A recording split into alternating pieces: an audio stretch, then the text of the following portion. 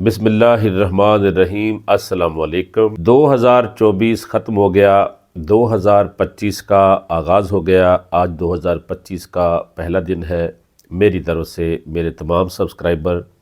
میرے تمام ویورز کو 2025 آپ کو مبارک ہو، اور امید کرتا ہوں اور دعا بھی کرتا ہوں کہ اللہ آپ کا پچھلے سال سے یہ والا سال بہتر گزارے۔ آج ہم بات کریں گے کرایہ داری کے اوپر۔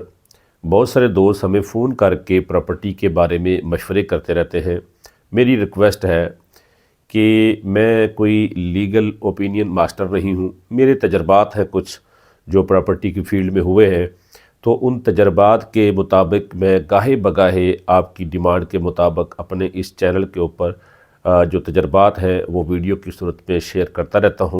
فون کر کے مجھ سے معلومات نہ لیا کریں، یا جو آپ چاہتے ہیں نیچے کمنٹ کر دیا کریں، تو میں ان کمنٹ کو دیکھنے کے بعد دیکھتا ہوں کہ کون سی چیز کا مجھے ولاگ بنا کر اپنے اس چینل پر اپنے ویورز کے لیے پیش کرنا چاہیے، تو میں کرتا رہتا ہوں۔ اب کچھ لوگ مجھ سے پوچھتے رہتے ہیں کرائے کے بارے میں، حالانکہ ان کو پتہ ہے کہ میں کرائے کا لین دین کا کام بہت کم کرتا ہوں، لیکن پھر بھی وہ مجھ سے تجربات کے بارے میں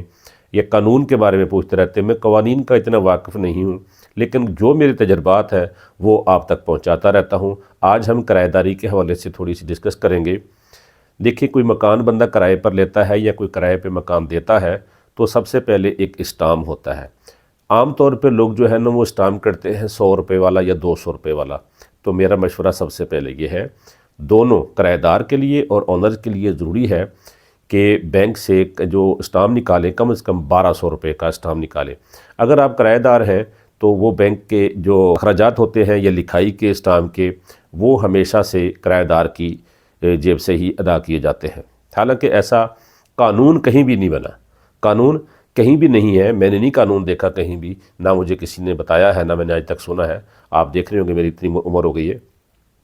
صرف یہ ہے کہ کرایہ دار کو مجبور سمجھا جاتا ہے کہ وہ مجبور ہے، ضرورت مند ہے، تو اس کے اوپر ہی ڈال دیا جاتا ہے کہ بھئی پیسے اس نے دینے ہیں، کیونکہ کرایہ بھی اسی نے دینا ہوتا ہے، تو وہ سمجھتے ہیں کہ شاید یہ پیسے بھی اسی نے دینے ہوتے ہیں۔ حالانکہ میرے خیال سے کہیں بھی قانون نہیں ہے، یہ اصول بنا لیا گیا ہے کہ کرایہ دار نہیں دینا۔ چلو، جو سکہ رائج الوقت ہے اس کے مطابق یہ ہوتا ہے کہ اسٹام کا جو خرچہ ہے وہ کرایہ دار نہیں دینا ہوتا ہے، بجائے اس کے کہ آپ جناب علی اسٹام کسی سے بھی لے کے ایسے بنا لیں، تو کوشش کریں کہ وہ بینک سے اسٹام نکالے، لیکن جو اسٹام نکلتا ہے جو بلڈنگ کا مالک ہوتا ہے اس کے نام سے نکلوایا کریں۔ اصول یہی ہے، اس کے نام کا اسٹام نکالیں، پیسے جو ہے وہ کرایہ دار دے گا۔ جب اسٹام درج ہو جائے تو اس کے بعد ایک بڑی پرابلم آج کل آ گئی ہے۔ دیکھیں، ایک بندہ گھر کا سامان اٹھاتا ہے، ٹرک کا کرایہ دیتا ہے،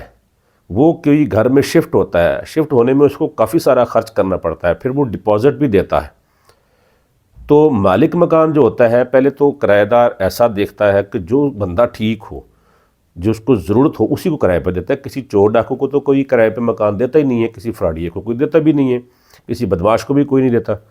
دیکھتے ہیں، جانچ پڑتال کرتے ہیں تو پھر دیتے ہیں۔ اس کے بعد کیا کرتے ہیں کہ جب پتہ ہے کہ یہ بندہ شریف ہے جس کو ہم مکان کرایہ پہ دے رہے ہیں، اس نے بجلی کا بل بھی دینا ہے، 2-3 مہینے کا ایڈوانس کرایہ بھی اس سے لے لیا جاتا ہے، پھر کیا کیا جاتا ہے کہ جو اسٹام ہے وہ مالک مکان اپنے پاس رکھ لیتے ہیں،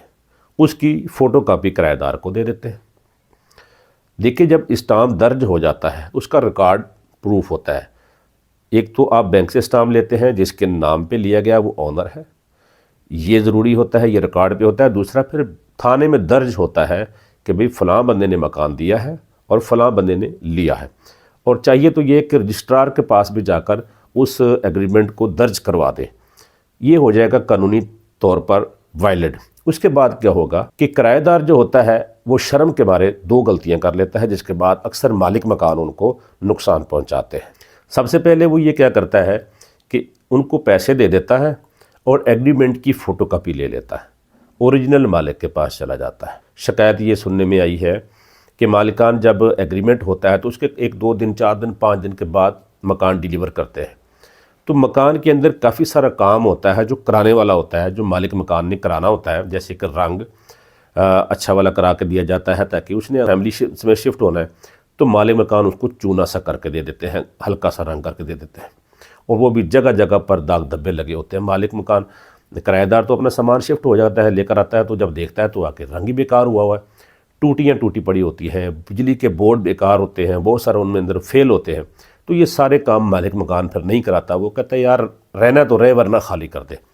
اب وہ بندہ جناب علی ڈیلر کو کمیشن بھی دے چکا ہے، ہزاروں روپے خرچے بھی کر کے آ چکا ہے، سامان شفٹ کرنا، کسی مکان میں شفٹ کرنا، کرایہ دار سے پوچھا جائے مالک مکان کو تو اس فیلنگ کا اندازہ ہی نہیں ہوتا، تو وہ اس فیلنگ کا اندازہ تو لگاتا ہے کہ کرایہ دار کو یہ پرابلم ہے، اور ان پرابلم کے اوپر جناب علی آئے دن ان کو کبھی کوئی چیز کا ٹیکس لگاتے رہتے ہیں مالک مکان، نہیں تو بولے جی خالی کر دو، نہیں تو خالی کر دو، یہ تلوار رہتی ہے۔ ایگریمنٹ وہ اپنے پاس رکھتے ہیں، وہ سمجھتے ہیں کہ بھئی اس کے پاس تو فوٹو کاپی، اس کے پاس کوئی پروف بھی نہیں ہے، یہ اس ایگریمنٹ کی بیس پہ کیا کر لے گا۔ یہ کرایہ دار غلطی کیا کرتا ہے کہ مالک مکان کو کرایہ بائی ہینڈ کہیں بھی دے دیتا ہے، ان سے رسید نہیں لیتا شرم کے مارے کہ جی میں رسید مانگوں گا،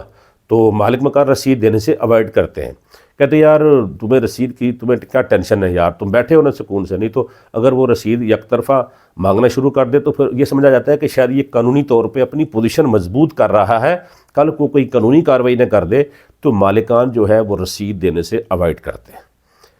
ایسے ہی زبانی کرایہ لے لیتے ہیں۔ جب کسی معاملے کا ڈسپیوٹ بنتا ہے تو پھر مالک مکان کیا کرتے ہیں، کرایہ دار کو کہتے ہیں بھئی تم نے تو کرایہ ہی نہیں دیا، تیرے پاس کیا پروف ہے، تو اتنے سال سے اتنے مہینے سے میرے گھر میں بیٹھا ہوا اور مجھے ہمیشہ تو کہتا ہے میں اگلے مہینے دے دوں گا، اگلے مہینے دے دوں گا۔ تو یہ کیا ہوتا ہے کہ مالک مکان کرایہ داروں کو اکثر اس وجہ سے بھی بلیک میل کرتے ہیں کہ رسید نہیں دیتے، بعد میں کہتے تم نے تو دیا ہی نہیں تھا، لہذا تم ڈیفالٹر جو تم نے ایڈوانس دیا تھا وہ بھی تمہارا ختم۔ تو کرایہ دار کو چاہیے، یہ سب سے پہلے جو پراپرٹی ڈیلر ہوتا ہے نا، اس کی ایک کمزوری ہے۔ پراپرٹی ڈیلر کیا کرتا ہے، جو مالک مکان ہوتا ہے اس کے ساتھ ہمدردی رکھتا ہے، اس کو یہ ہوتا ہے کہ یہ جب بھی مکان خالی ہوگا تو میں کرایہ پہ چڑھاؤں گا تو مجھے دوبارہ جو ہے نا اس کا کمیشن ملے گا، تو مالک کے ساتھ مجھے بگاڑنی نہیں ہے۔ وہ ہمیشہ چونا لگانے کی کوشش کرتا ہے کرایہ دار کو کہ کرایہ دار جو ہے اس نے تو آج لیا ہے، کل پتہ نہیں کسی اور محلے میں چلا جائے گا، تو لہٰذا کرایہ دار کی جو رائٹس ہوتے ہیں نا،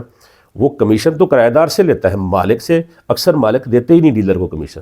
کہ بھائی اتنی دفعہ تو نے میرا مکان چڑھایا تو تجھے میں نے کمیشن دیا، اب تو نہیں ملے گا تو کیا ہے، تو وہ کہتا ہے چلو ٹھیک ہے ادھر سے تو آ رہا ہے نا، تو ڈیلر کیا کرتا ہے، کمیشن لیتا ہے کرایہ دار سے اور ہمدردی رکھتا ہے مالک مکان سے۔ ڈیلر کو ایسا نہیں کرنا چاہیے، کمیشن چھوڑتا ہے تو اس کا رائٹ ہے چھوڑ دے، سارا ہی چھوڑ دے، کہ آپ کا حق بنتا ہے کہ ایگریمنٹ آپ درج کروائیں، ایگریمنٹ جب درج ہو جائے تو اس کی اوریجنل کاپی